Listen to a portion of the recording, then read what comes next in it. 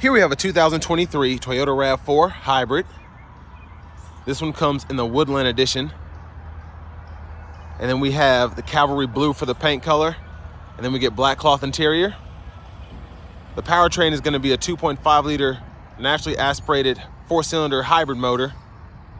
And that's mated with the electronic continuously variable transmission. And we get a net horsepower rating of 219.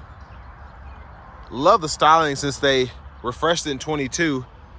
LED headlamps along with LED daytime running lights, and then we have LED fog lights as well. Looks fantastic, especially in this Cavalry Blue though.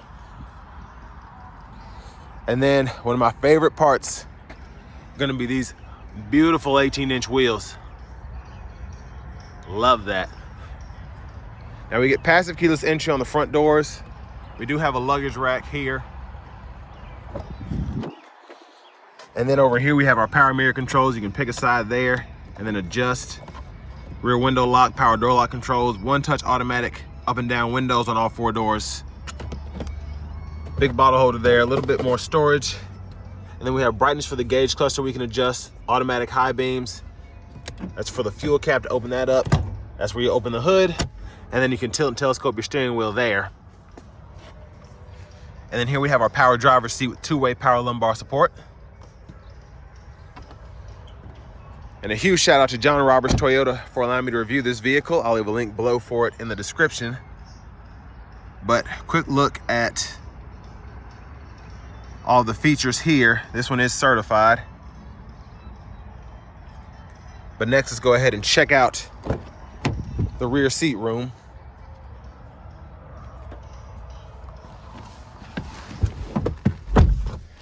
So surprisingly, pretty good space.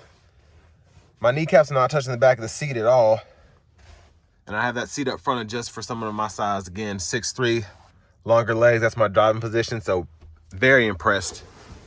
We have one seat back pocket behind the front passenger seat. And then we have our rear AC vents here. And then 2 USB-C charge ports down there. So pretty nice. And then this middle seat does fold down. Cup holders are there. And I do like that we have the premium LED dome lights throughout.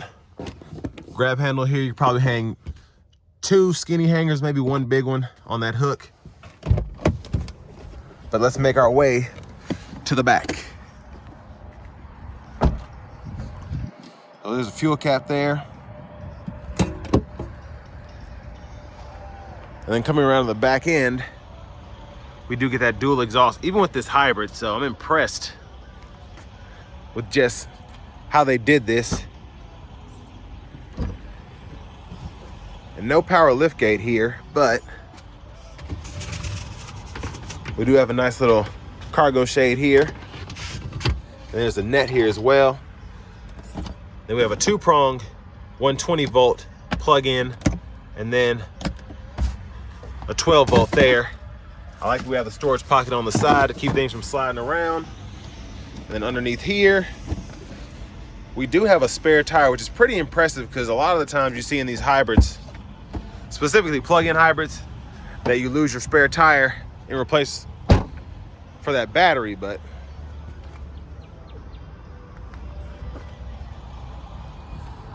so far I'm actually quite impressed, and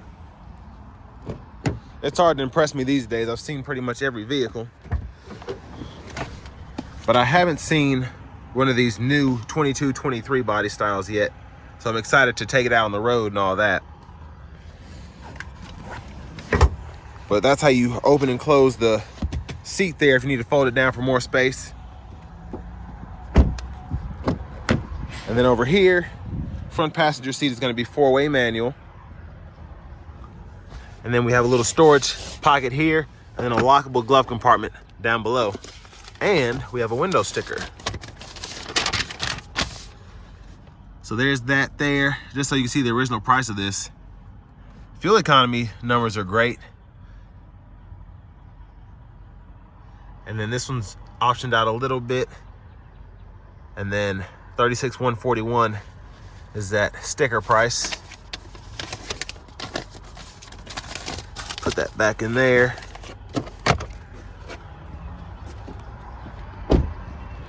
And one thing I love about the hybrids is especially when I'm doing my walk around, just getting in these, how the engine just doesn't cut on for the most part. So it's running off the EV power right now. And there's that 2.5 liter naturally aspirated hybrid powertrain.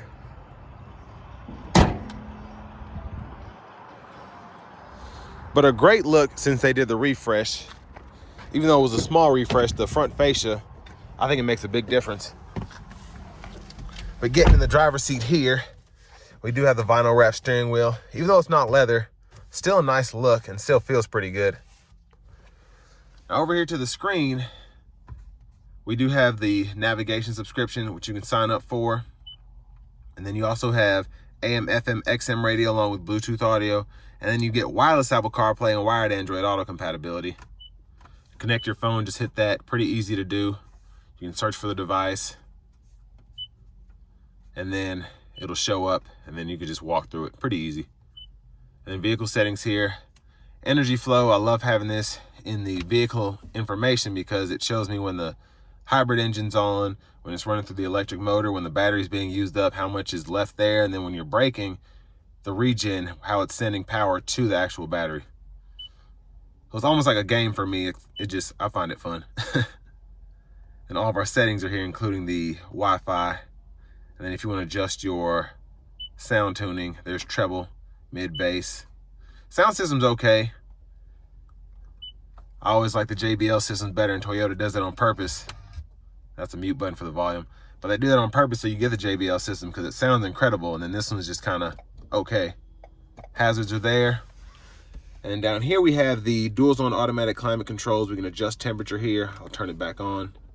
And then you can unsync there and then just hit that sync button. You can turn it on and off, which is pretty neat. And then auto mode, to turn that off, you just have to adjust the fan speed. And you can cut the whole system off there. Defrosters are here. You can set your eco mode to heat or cool. And then you can cut off the rear vents if you want to. So it's all the air is just going towards the front.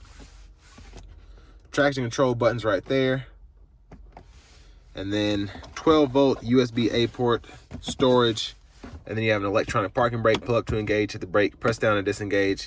Automatic brake hold there. And then your EV mode, you can toggle that there.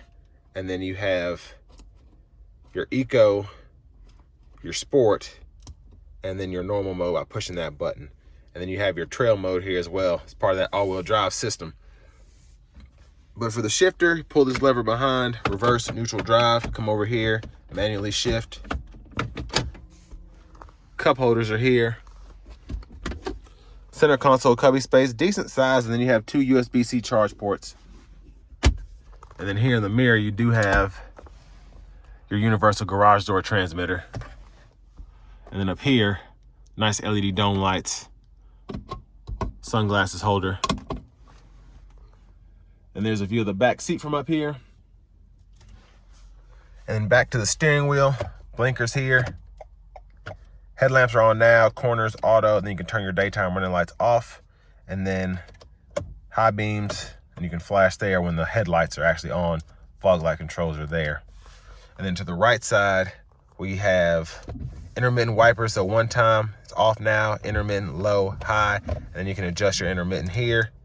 And then you can adjust your rear wiper here, either set it to intermittent or on, and then pull that lever back for rear wiper fluid, push up for front wiper fluid.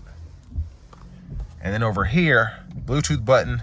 The rest of this is for the digital part of the gauge cluster. You can scroll through, go through your sub menus and all that. So if you ever need to fool with your driving, you can turn the lane tracing assistant on and off. And then everything else as well, blind spot monitors, etc. And then volume controls are here, voice recognition button there. And then you can use this mode button to go through your audio sources, use these buttons to go through your track list or radio station presets. And then you can toggle that lane tracing assistant on and off, as well as the gap adjust for the adaptive cruise, and you can toggle that there. And what I like about this is if you hold it, it'll go into the regular cruise mode instead of having to go in through these settings and do all of that. But our push button starts here. And finally, here's our key fob. But now it's time we take this 2023 Toyota RAV4 Hybrid Woodland Edition out on the road for a test drive. So starting the test drive out in the RAV4 Hybrid, the acceleration is actually pretty decent for these kind of vehicles. So what I mean by that is, in the RAV4, you pretty much just have that 2.5 liter 4-cylinder now. And I like that the hybrid gives you a bit more pep, but it accelerates cleanly like the 4-cylinder does. So it's not necessarily sporty, but it gets the job done for its typical buyer, I guess, if that makes sense. So like my girlfriend had one of these and she loved how it drove. She loved everything about it, and I hated it because it just wasn't fast enough for me. But for her, it wasn't too fast, if that makes sense. And that's what a lot of these buyers want. They want something that looks cute. You can throw all your stuff in there when you're out there going to yard sales or whatever. And that's why they're one of the best-selling SUVs year after year. But if you're wanting to save a little bit more on gas and put out a few less emissions into the environment, this is the RAV4 for you.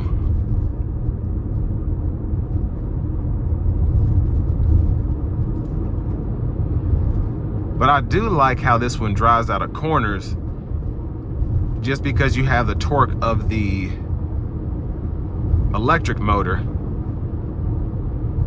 So it's not necessarily pulling you, but it's just kind of a power assist, so you're not straining the engine as much.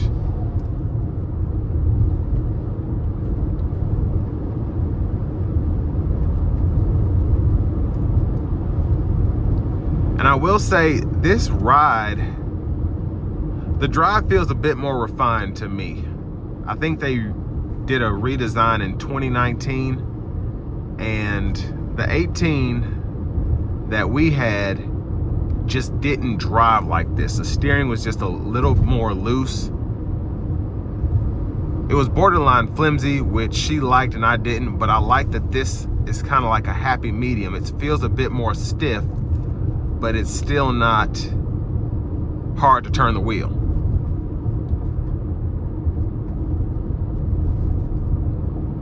But overall, super good sound acoustics in here.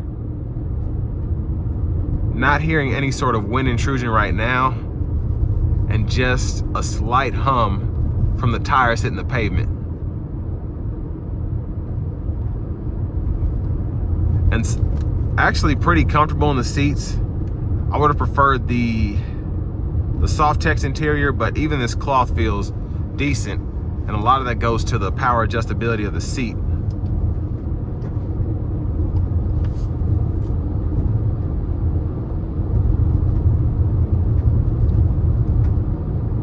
Now, in terms of how much these cost, they're still a tad bit expensive. Pretty much all Toyotas are still holding their value, which is expected. They were doing that before COVID, but especially as people were getting more money on trade for their vehicles than what they paid for them, the only place that's still somewhat working is with Toyota. Everything else is starting to settle out, but these are still pretty expensive. And John Roberts has some of the best prices in the area right now for Toyota, specifically in Middle Tennessee, as I've been looking. So, especially on pre-owned.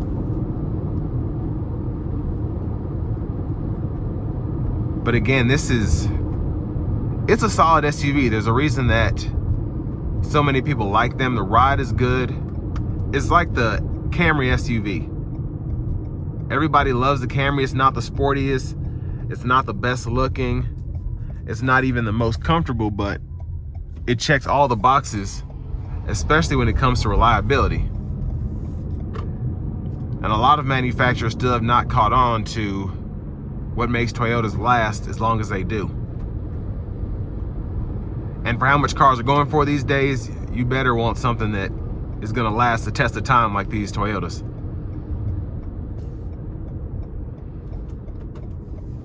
But let's give it some throttle here, put it in the sport mode.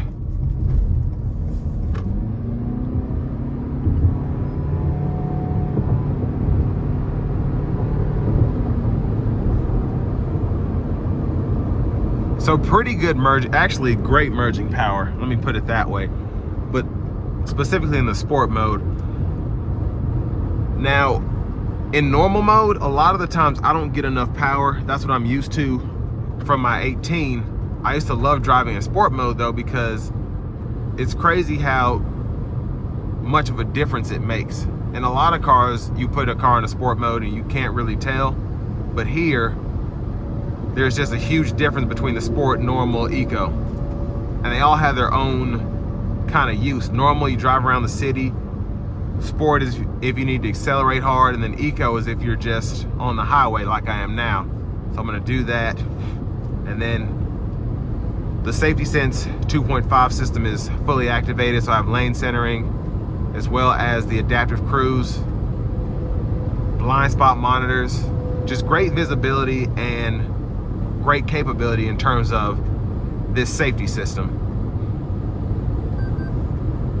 And of course it's gonna beep at you every so often if you don't keep your hands on the steering wheel, but I always like to show just how good Toyota's Safety Sense system is.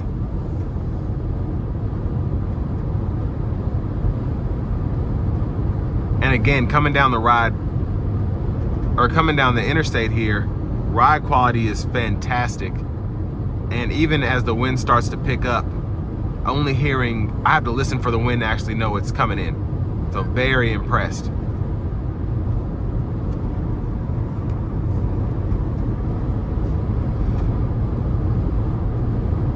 And I like the EV driving ratio as well, so it tells me how often I'm just using that battery.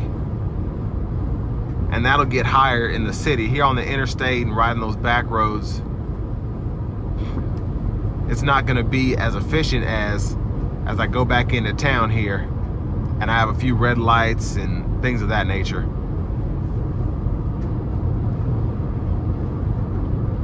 And I think this back plate is flapping a little bit. That's the only sound I hear. I don't know if y'all can hear that through the video or not, but that's what that noise is. There's no other quirky noises going on.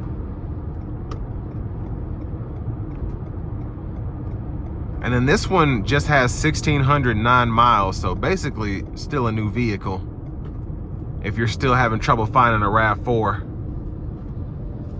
which trust me, it is hard out there to get a new one. But a great SUV again if you're wanting a hybrid, and it's still a RAV4. So this will bring me to the end of my review of this 2023 Toyota RAV4 Hybrid Woodland Edition.